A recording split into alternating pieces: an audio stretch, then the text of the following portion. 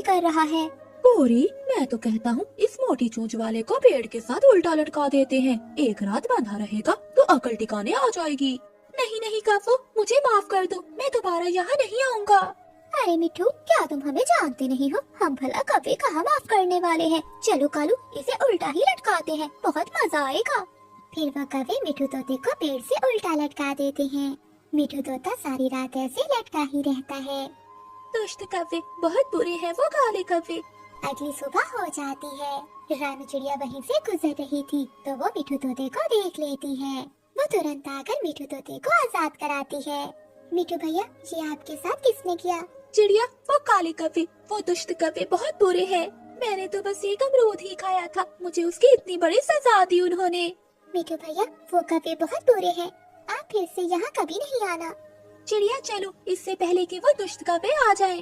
फिर मिठू तोता और रानू चिड़िया वहाँ से चली जाती हैं। थोड़ी देर बाद कौवा और कौवी भी आ जाते हैं। अरे कालू, वो मोटी चोंच वाला कहाँ चला गया? गौरी, लगता है वो भाग गया है। कालू, अब वो मोटी चोंच वाला दोबारा नहीं आएगा। ऐसे ही कुछ दिन बीत जाते हैं। एक दिन रानू चिड़िया घोंसले में लेटी हुई थी। गुड़िया अपनी मामा से कहती है, मामा मुझे बहुत भूख लग रही है, मैंने कल से कुछ नहीं खाया। गुड़िया बेटी, आज मेरी तबीयत ठीक नहीं है, लगता है मुझे बहुत तेज बुखार है। मैं उड़ नहीं सकती, इसलिए मैं भोजन नहीं ला सकी। मगर मम्मा, मुझे तो बहुत तेज भूख लगी है। गुड़िया बेटी, मुझे पता है आप उड़ तो नहीं सकती, मगर आप घोंसले से बाहर नहीं जाना, मैं आपके लिए कुछ लेकर आती हूँ। ठीक है मम्मा, आप जल्दी से मेरे लिए भोजन ले आओ, मैं आपका इंतजार करूँगी। रानू चिड़िया जंगल में दाना ढूंढती है, मगर उसे कहीं भी दाना नहीं मिलता। फिर वो कौवों के बाग के पास जाती है। आज एक फल यहीं से तोड़ लेती हूँ, इतनी दूर उड़ने की हिम्मत मुझ में अब नहीं रही, और मेरी गुड़िया भी भूख से तड़प रही होगी। रानू चिड़िया अमरूदों के पेड़ के पास जाती है और वहाँ से एक फल तोड़ने लगती है। वही दूर कालू कौवा और गोरी कौवी रानू चिड़िया को देख लेते हैं। कालू, वो देखो सामने रानू चिड़िया। गौरी, आज तो मजा ही आ जाएगा। ये चिड़िया सबकी मदद करती है, सभी से बहुत पसंद करते हैं। आज चोरी के बहाने हम इसे पकड़ लेंगे। फिर कालू कौवा और गोरी कौवी रानू चिड़िया के पास जाते हैं। कोई हमारे अमरूद चुरा रहा था, तो तुम ही हो वो चोर। नहीं नहीं गोरी, मैंने आपका कोई भी अमरूद नहीं चुराया, आपको कोई गलतफहमी हुई होगी। फिर कौवा और कौवी रानू चिड़िया की एक भी बात नहीं सुनते और उसे पेड़ से बांध देते हैं। कप्पू, मुझे छोड़ दो, मेरी बेटी घर में अकेली है। अच्छा कालू, सुना है इसकी बेटी अकेली है। हाँ हाँ गौरी, जरा सोचो, अगर कोई बड़ा पक्षी उसे खा गया तो इस छोटी सी चिड़िया का क्या होगा? दुष्ट कौवे, तुमने जो मेरे साथ किया है, तुम्हें इसका हिसाब देना होगा। रानू चिड़िया सारी रात पेड़ से बंधी रहती है। रानू चिड़िया की तबीयत पहले ही बहुत खराब थी, सारी रात बाहर रहने से वो और भी ज्यादा बीमार हो जाती है। मामा अभी तक क्यों नहीं आई? मैं मिठू अंकल से जाकर पूछती हूँ। मिठू तोते का घर पास में ही था। गुड़िया मिठू तोते के घर जाती है। मिठू अंकल, मेरी मम्मा मेरे लिए फल लेने गई थी, वो अभी तक लौट कर नहीं आई। गुड़िया, तुम्हारी मम्मा भला कहाँ जा सकती है? चलो हम चलकर देखते हैं। फिर मिठू तोता गुड़िया को साथ लेकर जाता है और वो पूरे जंगल में रानू चिड़िया को ढूंढते हैं, मगर उन्हें रानू चिड़िया कहीं नहीं मिलती। तभी उड़ता हुआ कबूतर वहाँ आता है। मिठू, मैं उन कौवों के बाग से गुजर रहा था कि मुझे वहाँ चिड़िया बंधी हुई नजर आई। तुम्हें तो पता है कि मैं अकेला कुछ नहीं कर सकता, इसलिए मैं तुम्हारे पास आ रहा था। मेरी मम्मा ठीक तो है ना अंकल? हाँ गुड़िया बेटी, तुम्हारी मम्मा ठीक होगी। फिर वो सब उड़ते हुए रानू चिड़िया के पास जाते हैं। फिर वो सब रानू चिड़िया को आजाद कराते हैं। माँ, मुझे माफ कर दो, मैंने आपसे जिद की कि मुझे फल खाना है। गुड़िया बेटी, तुम चिंता नहीं करो, मैं बिल्कुल ठीक हूँ। फिर कौवा और कौवी भी वहाँ आ जाते हैं। कालू, जरा देखो इन पक्षियों को, इन सब की कितनी हिम्मत कि इन्होंने चिड़िया को आजाद कराया। काले कौवे, तुम बहुत बुरे हो, तुम दोनों को इसकी सजा जरूर मिलेगी। चलो कालू, इन पक्षियों को मजा सिखाते हैं। कालू कौवा और गोरी कौवी पक्षियों पर हमला करने ही वाले थे कि वहाँ चील आ जाती है। अरे पक्षियों, क्या हुआ? तुम सब मेरे बाग में क्या कर रहे हो? चील दी, ये बाग हमारा है। तुम्हारा ये कब से हो गया? मैं कुछ दिन के लिए यहाँ से गई तो तुमने मेरे बाग पर कब्जा कर लिया। हाँ चील दी, इन कौवों ने हम पर बहुत अत्याचार किया है। पहले मुझे पेड़ से उल्टा लटकाया और रात को चिड़िया को भी यहाँ बांधे रखा। अरे काली कौवो, तुम तुम्हारी इतनी हिम्मत। फिर चील कौवों पर हमला करती है और उन्हें बहुत मारती है। फिर चील कौवों को पेड़ से उल्टा लटका देती है और वो सारी रात पेड़ से ऐसे ही उल्टा लटके रहते हैं। जंगल में घने बादल छाए हुए थे। सभी पक्षी अपने अपने घोंसलों में जा रहे थे। जंगल में बहुत तेज हवाएं चल रही थी। तेज हवा से गोरी कौवे और कालू कौवे का घर नीचे गिरकर टूट जाता है। वो मुश्किल से अपनी जान बचाते हैं। कालू पति जी, घोंसला तो टूट गया और बारिश भी होने वाली है। बताओ अब हम बारिशों के दिन कहाँ गुजारेंगे? गौरी, तुम चिंता ना करो, दूसरे जंगल में मेरे जानने वाली एक चिड़िया रहती है। हम बारिशों के दिन वहीं गुजार लेंगे। वैसे भी इस जंगल में अब बारिशें शुरू हो गई हैं। हाँ हाँ कालू जी, जल्दी करो, हम दूसरे जंगल चलते हैं, इससे पहले कि बारिश में भीग जाएं। फिर कालू कौवा और गोरी कौवी चिड़िया के जंगल जाने के लिए वहाँ से उड़ जाते हैं। वो चिड़िया के जंगल पहुँच जाते हैं और थक जाते हैं। वो थोड़ा आराम करने के लिए रुकते हैं। कालू, मुझे तो बहुत भूख लगी हुई है, क्या हमें यहाँ कुछ खाने को मिलेगा?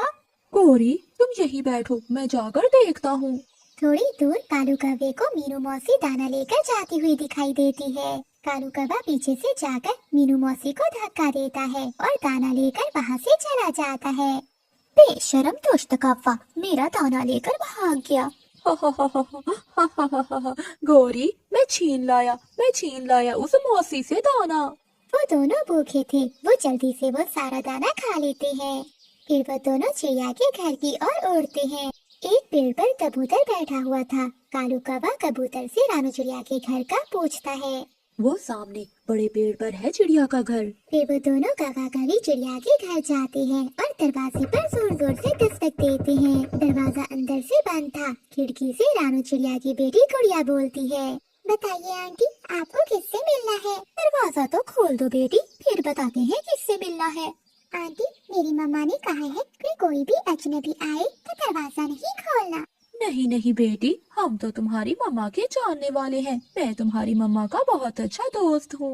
नहीं अंकल, जो भी हो जाए, जब तक मेरी मम्मा नहीं आती मैं दरवाजा नहीं खोलूंगी।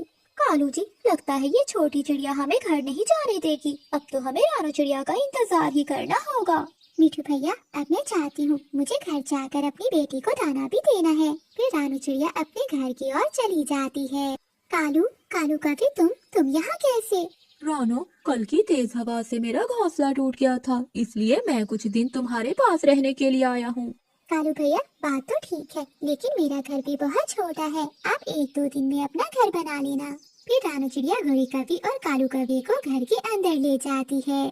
चिड़िया, तुम्हारी बेटी ने तो दरवाजा ही नहीं खोला, मैंने कितना कहा इसे। हाँ गोरी, मैंने खुद ही मना किया है इसको, क्योंकि सुना है जंगल में एक चील फिर रही है। फिर रानू चिड़िया उन्हें खाने के लिए दाना देती है। वो दोनों पति पत्नी मजे मजे से वो दाना खाते हैं और सो जाते हैं।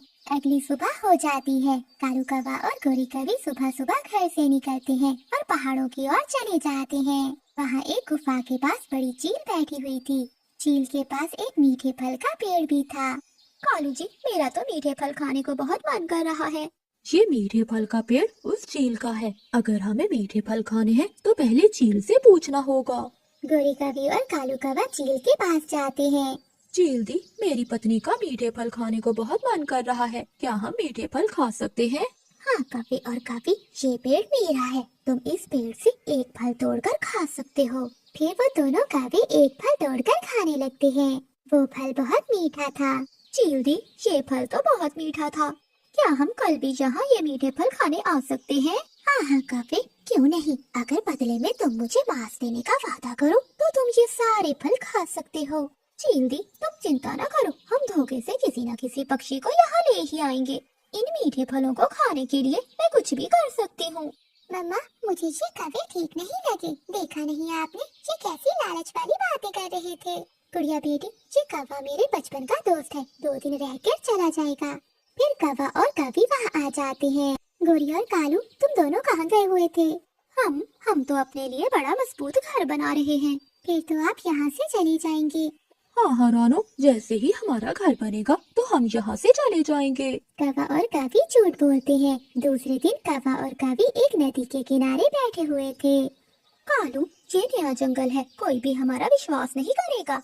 अगर हम चील दी के लिए कोई मांस न लेकर गए तो वो हमें मीठे फल नहीं देगी। गोरी चिड़िया, चिड़िया हमारा विश्वास जरूर करेगी। हम चिड़िया को ही बलि चढ़ा देंगे। मैं अभी जाकर चिड़िया से झूठ बोलकर उसे पहाड़ों की ओर लेकर आता हूँ।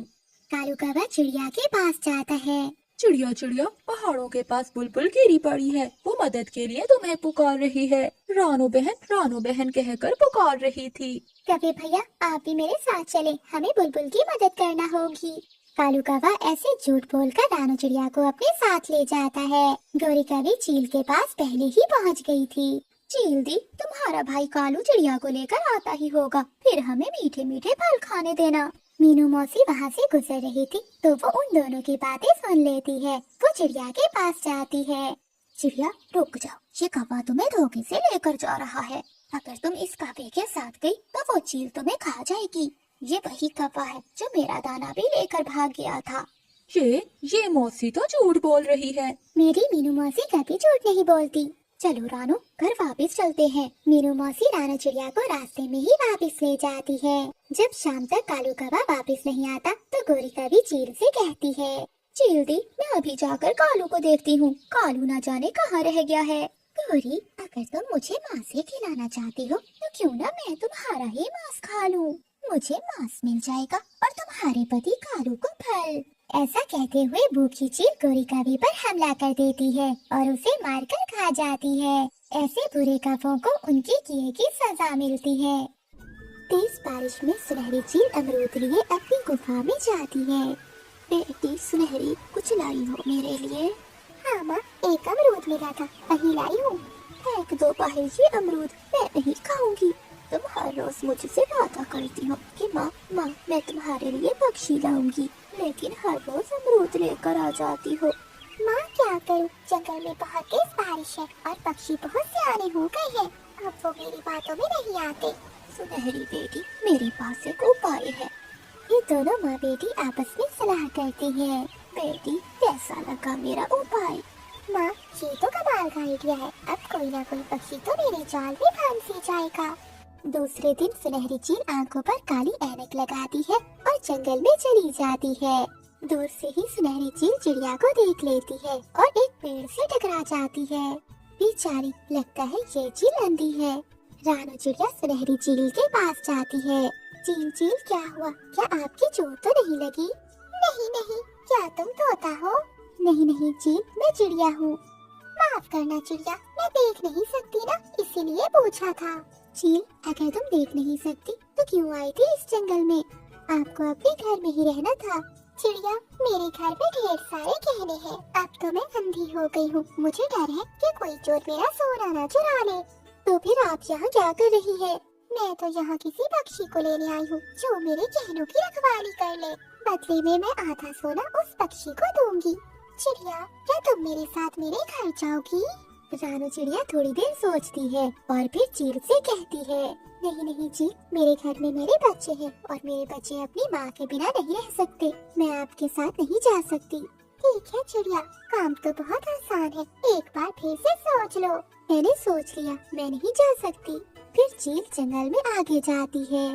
सुनहरी चील को रास्ते में मिठू तोता मिलता है। चील चील, तुम कहाँ जा रही हो? क्या तुम अंधी हो? हाँ, मैं अंधी हूँ। तुम कौन हो? क्या तुम कबूतर हो? हाँ, मैं कबूतर ही हूँ। मगर तुम्हारी आवाज तो तोते की तरह है। वो ऐसा है ना कि तोता मेरे घर के पास रहता है, इसलिए मैं तोते की तरह बोलता हूँ। कबूतर कबूतर, मैं किसी पक्षी को लेने आई हूँ। मेरी गुफा में ढेर सारा सोना और चांदी है। लेकिन तुम यहाँ किसी पक्षी को क्यों लेने आई हो? क्योंकि मुझे डर है कि कोई चोर मेरा सोना न चुरा ले। जो भी मेरे साथ जाएगा, मैं उसे अपना आधा सोना चांदी दे दूंगी और उसे अपने साथ अपनी गुफा में रखूंगी।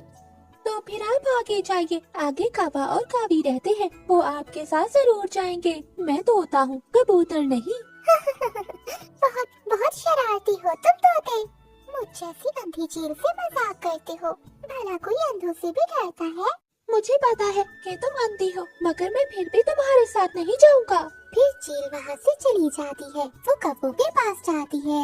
सुनहरी चील कौवों के पास जाकर वही बात करती है। अगर कोई पक्षी मेरे साथ आए तो मैं उसे अपने आधे गहने दे दूंगी। कालू, हम अंधी चील से आधा सोना ले लेंगे और बाकी का सोना हम चुरा लेंगे। ये तो अंधी है, कौन सा देख सकती है। बात तो ठीक है गौरी, तुम ऐसा करो, तुम इस चील के साथ चली जाओ। फिर गौरी कभी सुनहरी चील के साथ वहाँ से चली जाती है। चील, कहाँ है तुम्हारा घर? ये गुफा है ना, मैं इसी गुफा में रहती हूँ। फिर सुनहरी चील धोखे से गौरी कभी को गुफा के अंदर ले जाती है। जब गौरी कभी गुफा के अंदर चली जाती है तो सुनहरी चील अपनी काली ऐनक उतार देती है। ये लो माँ, मैंने आपकी ख्वाहिश पूरी कर दी। अरे अंधी चील, तुमने ऐनक क्यों फेंक दी? और यहाँ तो कोई भी सोना चांदी नहीं है। मैं बताती हूँ काली कभी कि सोना कहाँ है। फिर माँ चील गौरी कभी पर हमला करती है और उसे पकड़ लेती है। धोखा, ये मेरे साथ धोखा है। तुम लालची हो, इसीलिए तो मेरे धोखे में आ गई हो तुम। फिर वो दोनों माँ बेटी गौरी कभी को मारकर खा जाती है। फिर दूसरे दिन माँ चील अपनी बेटी से कहती है, बेटी सुनहरी, अब उस कवि का पति आसानी से हमारी जाल में फंस जाएगा। अब जल्दी जाओ और उस कवि को भी लेकर आओ। माँ, तुम चिंता न करो, आज मैं उस कवि को लेकर ही आऊंगी। फिर सुनहरी चील अंधे होने का नाटक करती है और अपनी गुफा से बाहर आती है। कालू भैया, गौरी ने बहुत गलत किया जो चील की बातों पे आ गई। चिड़िया, वो चील तो अंधी है, भला हमें उससे क्या डरने की जरूरत। कालू भैया, वो चील नाटक कर रही है, हमें उसकी बातों पर विश्वास नहीं करना चाहिए। फिर चील वहाँ आ जाती है। ये तो चिड़िया की आवाज है। चिड़िया चिड़िया, कभी तुम्हारी तरह डरने वाले नहीं है। कभी भैया, तुम्हारी पत्नी तुम्हें बुला रही है। गौरी मुझे बुला रही है, मगर क्यों? तुम्हारी पत्नी ने आधा सोना और चांदी बोरी में डाल लिया है, मगर वो उठा नहीं सकती, इसलिए वो तुम्हें बुला रही है। चलो चलो चील, मैं तुम्हारे साथ चलता हूँ। फिर तोता, कबूतर और रानू चिड़िया कालू कौवे को जाने से मना करते हैं, मगर कालू कौवा अपनी जिद पर था। तुम सब चलते हो हम कौवों से, मैं तो जाऊँगा, जरूर जाऊँगा। फिर कालू कौवा चील के साथ चला जाता है। चील चील, कहाँ है मेरी पत्नी? मेरे पेट में है तुम्हारी पत्नी। पीछे से सुनहरी चील की माँ आकर कालू कौवे को पकड़ लेती है। बेटे कौवे, माफ करना, तुम हमारी वजह से नहीं बल्कि अपनी लालच की वजह से मारे गए हो। नहीं, मुझे छोड़ दो चील। फिर वो दोनों कौवे को मारकर पार्टी करती है। कौवा और कभी अपने लालच की वजह से अपनी जान से जाते हैं। मिठू तोता सुबह सवेरे अपने घर से निकलता है और कालू के आम के पेड़ से आम खाने लगता है। मिठू तोते ने अभी एक आम खाना शुरू ही किया था कि वहाँ कालू कौवा आ जाता है। ओए मोटी चोंच वाले तोते, ये आम का पेड़ तेरे बाप का है जो इतने मजे से आम खा रहा है। ओए कौवे के बच्चे, आराम से बात करो। अगर ये पेड़ मेरे बाप का नहीं है तो तुम्हारे बाप का भी नहीं है। ये पेड़ जंगल का है और ये जंगल हम सबका साझा है। चल चल निकल यहाँ से, ऐसा ना हो कि मुझे गुस्सा आ जाए। ये पेड़ मेरे घर के पास है, मेरे सिवा कोई भी इस पेड़ से आम नहीं खा सकता। अच्छा, देख लूँगा मैं तुम्हें। फिर मिठू तोता वहाँ से चला जाता है। कालू कौवा मिठू तोते का छोड़ा हुआ आम खाने लगता है। चिड़िया, उस कालू कौवे ने मुझे भगा दिया, मुझे एक भी आम नहीं खाने दिया। मिठू भैया, कौन लड़ाई कर सकता है उस काले कौवे से? आप मेरे साथ चलिए, हम दाना खाने चलते हैं। तोते, वो कौवा किसी से दोस्ती नहीं करता, जो भी उससे दोस्ती करता है वो हमेशा नुकसान ही उठाता है। फिर वो तीनों दोस्त दाना ढूंढने चले जाते हैं। वो तीनों दोस्त किसान के खेत में जाते हैं और वहाँ से दाना खाते हैं। एक दिन गुड़िया अपनी मम्मा से कहती है, मम्मा, मैं हर रोज दाना खा खा कर उकता गई हूँ, आज मेरा फल खाने को मन कर रहा है। ठीक है गुड़िया, आज मैं अपनी बेटी के लिए मीठा फल लेकर आऊंगी। मामा चिड़िया सीधा घर से निकलती है और सीधा कालू कौवे के पास जाती है। कभी कभी आज मेरी गुड़िया का फल खाने को दिल कर रहा है, क्या मैं इस पेड़ से एक आम तोड़ लूं? ना ना, पंख न लगाना इस पेड़ को, वरना मैं तुम्हारा पंख काट दूंगा। कभी भैया, एक आम दे देने से आपको क्या फर्क पड़ेगा? ना ना, ऐसा नहीं हो सकता। आज तुम आम लेकर जाओगी, कल कोई और आ जाएगा, मैं ऐसा नहीं कर सकता। रानू चिड़िया नाराज होकर वहाँ से चली जाती है। रानू चिड़िया सीधा अपने दोस्त कबूतर के पास जाती है। कबूतर भैया, आज मेरी गुड़िया मीठा फल मांग रही है, हम दाना लेने बाद में जाएंगे। पहले मेरी गुड़िया के लिए कहीं से मीठा फल ढूंढते हैं। चिड़िया, ऐसे मीठा फल मिलना तो बहुत मुश्किल है, लेकिन हम घने जंगल में जाएंगे, शायद वहाँ हमें कोई मीठा फल मिल जाए। फिर चिड़िया और कबूतर घने जंगल में जाते हैं।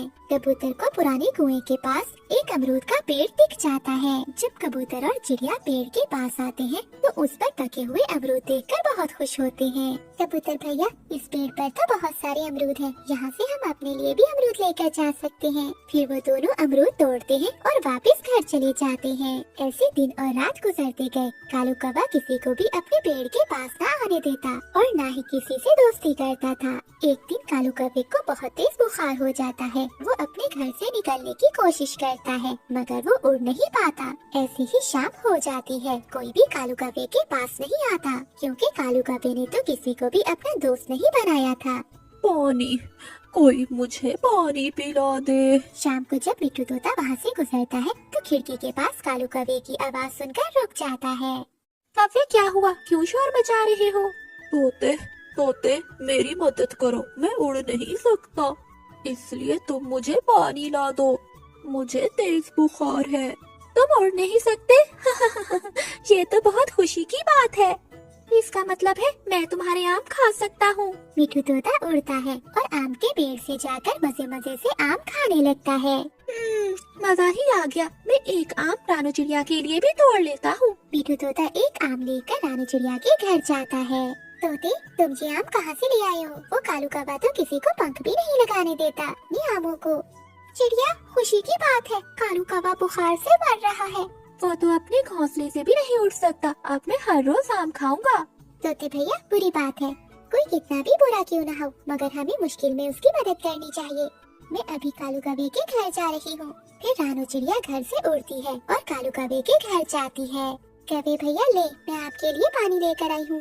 चिड़िया, बहुत शुक्रिया। अगर मुझे आज पानी ना मिलता तो शायद मैं रात को मर जाता। फिर कालू कौवा पानी पी लेता है। मेरे पास तो बुखार की दवा नहीं है, मैं अभी बुलबुल से दवा लेकर आती हूँ। रानू चिड़िया बुलबुल के पास जाती है। चिड़िया बहन, अभी कल ही तो उस कौवे ने मुझे मारा था। मैंने उसके पेड़ से एक आम खाया था। मैं भी उसे दवा नहीं दूंगी। बुलबुल बहन, वो बुरा है मगर हम तो बुरे नहीं हैं। हमें उसकी मदद करना चाहिए। रानू चिड़िया किसी तरह बुलबुल से दवा ले आती है और कालू कौवे को पिला देती है। दूसरे दिन कालू कौवा स्वस्थ हो गया था और वो तीनों से माफी मांगता है। मैं बहुत शर्मिंदा हूँ मेरे दोस्तों। मैंने आम खाने के लिए तुम सबसे लड़ाई की। अब मुझे पता चल गया है कि अकेले जीना बहुत मुश्किल है। मुश्किल समय में सिर्फ दोस्त ही काम आते हैं। फिर वो सब कालू कौवे को माफ कर देते हैं। तेज बारिश में बूढ़ी कावी अपना बैग लिए सागर वाले जंगल में नई आई थी। वो बूढ़ी कावी तेज बारिश में एक पेड़ के नीचे बैठ जाती है। तभी मिट्टू तोता वहाँ से गुजरता है और वो बूढ़ी कावी के पास जाता है। माँ जी, इतनी तेज बारिश में आप यहाँ क्या कर रही हैं?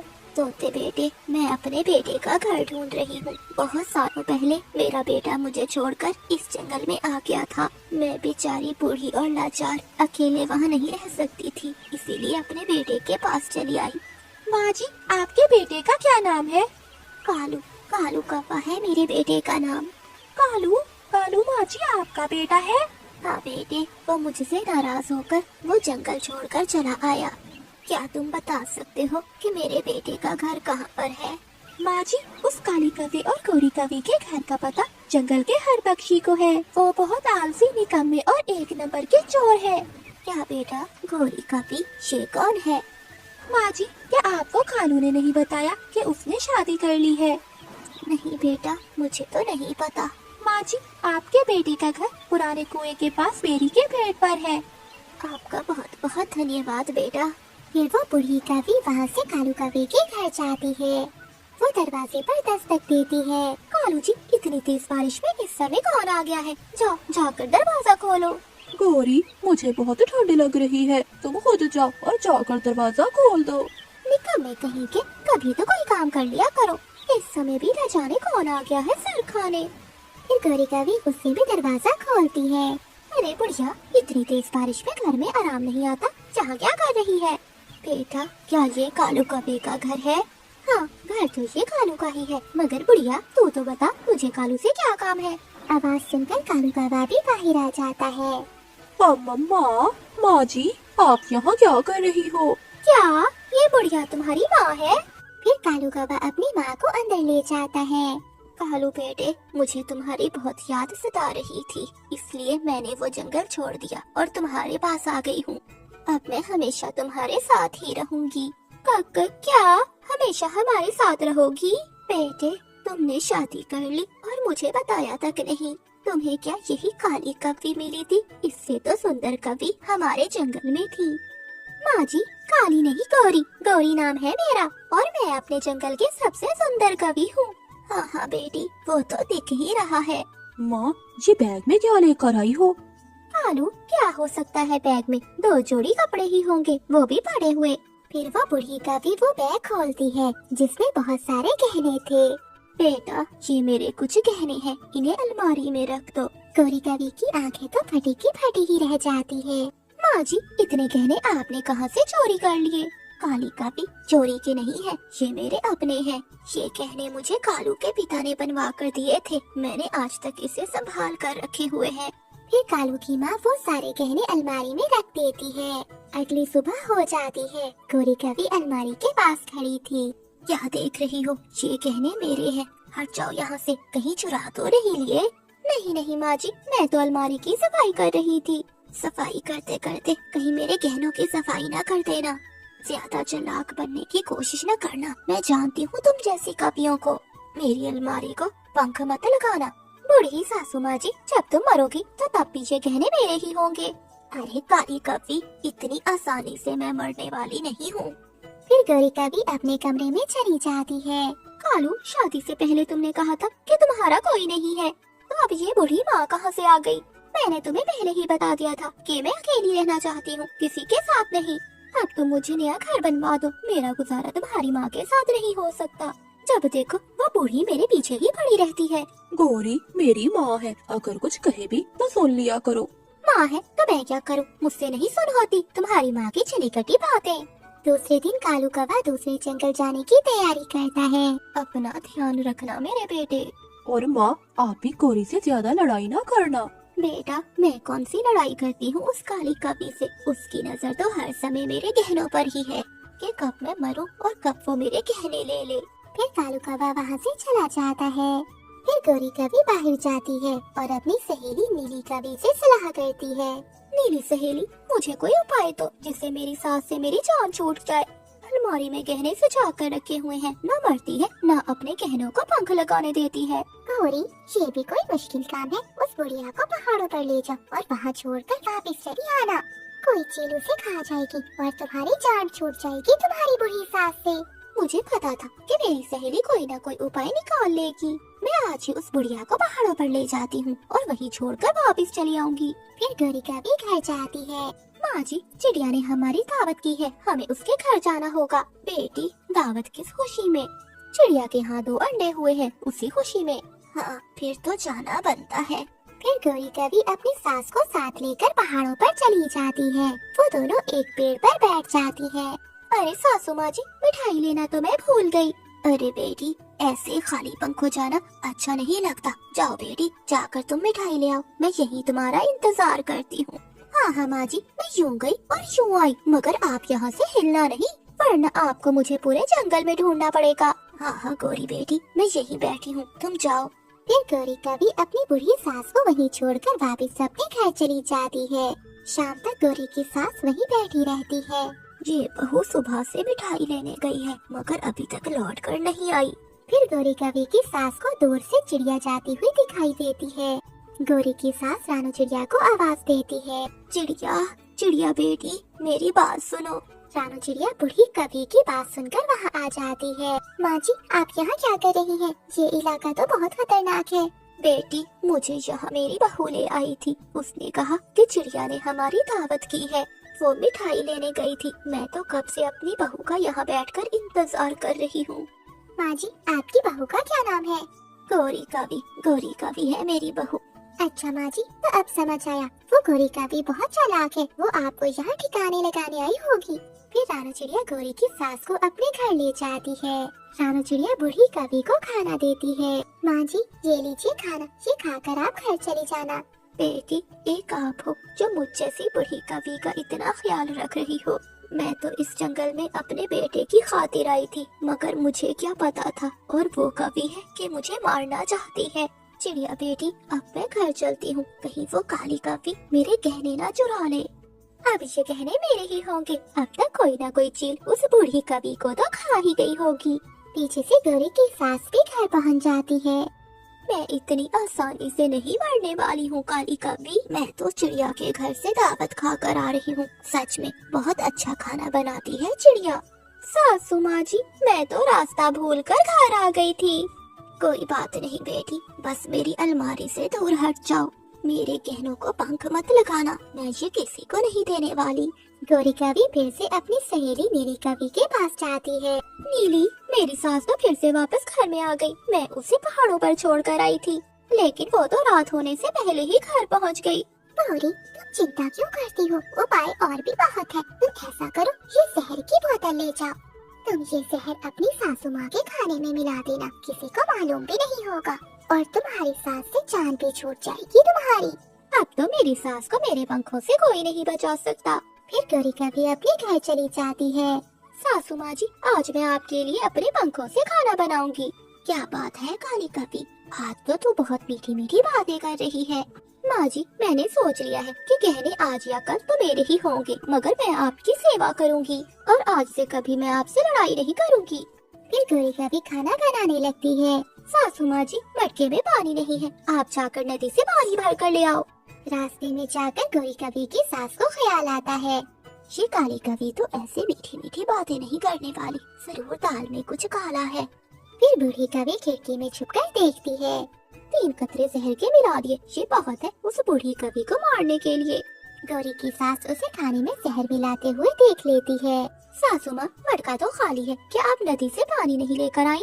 बेटी, नदी में पानी नहीं था, नदी सूख चुकी है। दूसरी नदी का मुझे पता नहीं, तुम खुद जाकर पानी ले आओ। ठीक है सासू माँ जी, आप खाना खा लो, मैं नदी से पानी ले आती हूँ। फिर गौरी कवि वहाँ से चली जाती है। फिर गौरी की सास वो जहर वाला खाना फेंक देती है। मुझे मारना इतना आसान नहीं है काली कवि। जब गौरी कवि बाहर जाती है तो उसे एक चील देख लेती है। अरे कवि, 2 दिन से भूखी हूँ मैं, तुझे तो खाकर मेरा पेट भर जाएगा। चील को देखकर मिठू तोता जल्दी से गौरी कवि के घर जाता है। चाचा चील दी, मुझे जाने दो, मैं यहाँ दोबारा नहीं आऊंगी। माँ जी, आपकी बहू को चील ने पकड़ लिया है। गौरी की सास जल्दी से घर से निकलती है और एक लाठी भी साथ उठा लेती है। चील गौरी कवि को खाने ही वाली थी कि गौरी की सास लाठी मारती है और चील दूर जाकर गिरती है। बहू, जितना दिमाग मुझे मारने के लिए लगाती हो, खुद को बचाने के लिए भी उतना लगा लिया करो। चलो बेटी, घर चलें। सासू माँ, आपने मेरी जान बचाई और मैंने हमेशा आपकी जान लेने की कोशिश की। फिर वो दोनों सास बहू घर चली जाती है। माँ, वो खाना कहाँ है जो मैं आपको देकर गई थी? जिसमें तुमने जहर मिलाया था, वो खाना तो मैंने बाहर फेंक दिया था। सासू माँ, मुझे माफ कर दीजिए, आज के बाद मैं हमेशा आपका कहना मानूंगी और आपका ख्याल रखूंगी। अगर बेटी सच में तुम ऐसा कह रही हो तो जाओ अलमारी से वो गहने निकाल लो। फिर वो दोनों सास बहू आपस में प्यार से रहने लगती हैं।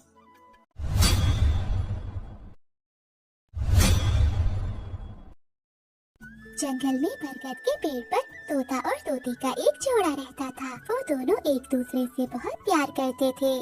एक दिन हरियाली तोती ने 3 अंडे दिए। ऊपर वाले का बहुत बहुत धन्यवाद। हरियाली, आज पहली बार तुमने 3 अंडे दिए हैं। हाँ मिठू जी, हम दोनों माता पिता बनने वाले हैं, यही सोचकर मुझे बहुत खुशी हो रही है। कुछ दूर गौरी कवि बैठी ये सब देख रही थी। मुझे भी ये सोचकर बहुत खुशी हो रही है कि मैं इन तीनों अंडों को खाऊंगी, मुझे बहुत मजा आएगा। तभी रानी चिड़िया तोतों के पास आती है। अरे वाह हरियाली, तुमने तो 3 अंडे दिए हैं, इसका मतलब है मैं मौसी बनने वाली हूँ। हाँ रानू बहन, तुम जल्द ही मौसी बनने वाली हो। मिठू भैया, घने जंगलों में एक मैंने अमरूद का पेड़ देखा है, उस पर बहुत पके पके हुए मीठे अमरूद हैं। सोचा तुम दोनों को भी बता दूं।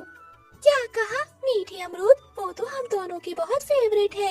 चलो चिड़िया, हम दोनों तुम्हारे साथ चलते हैं। वो दोनों अपने अंडों को छोड़कर रानू चिड़िया के साथ चली जाती हैं। तभी गौरी कवि मुंह में पानी लिए घोंसले के पास पहुंची। हम दोनों माँ बाप बनेंगे, बहुत खुशी होगी। और हाँ, मैं मौसी बनूंगी, बहुत खुशी होगी। बड़े आए माँ बाप और मौसी बनने वाले। मैं तो अभी इन अंडों को खाकर इन सब के सपनों को तोड़ने वाली हूँ। ऐसा कहते हुए गौरी कवि ने एक एक कर अंडों को खा लिया। अरे वाह वाह, कितने स्वादिष्ट अंडे हैं। आज तक कितने ही अंडे खाए हैं, मगर इस तोते के अंडों में तो अलग ही स्वाद है। थोड़ी देर बाद मिठू तोता और हरियाली तोती अपने घोंसले में आ जाते हैं, मगर वो अपने घोंसले को खाली पाते हैं। मिठू जी, मेरे अंडे कहाँ गए?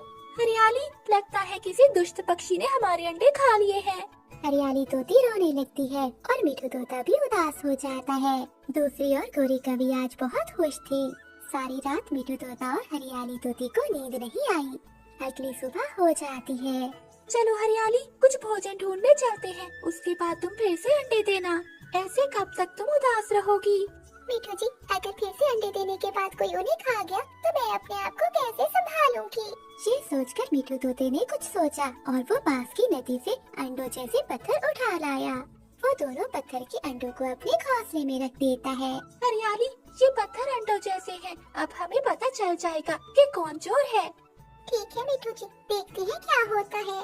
फिर वो दोनों वहाँ से चले जाते हैं और एक पेड़ के पीछे छुपकर देखने लगते हैं। उसी समय गौरी कवि नींद से जागती है। गुड मॉर्निंग एवरीवन, मगर यहाँ तो कोई नहीं जिसे मैं गुड मॉर्निंग कहूँ। गौरी कवि अपने घोंसले से बाहर आती है, तभी उसकी नजर सामने दो अंडों पर पड़ती है, जिसे देखकर गौरी कवि का मुंह खिल उठा।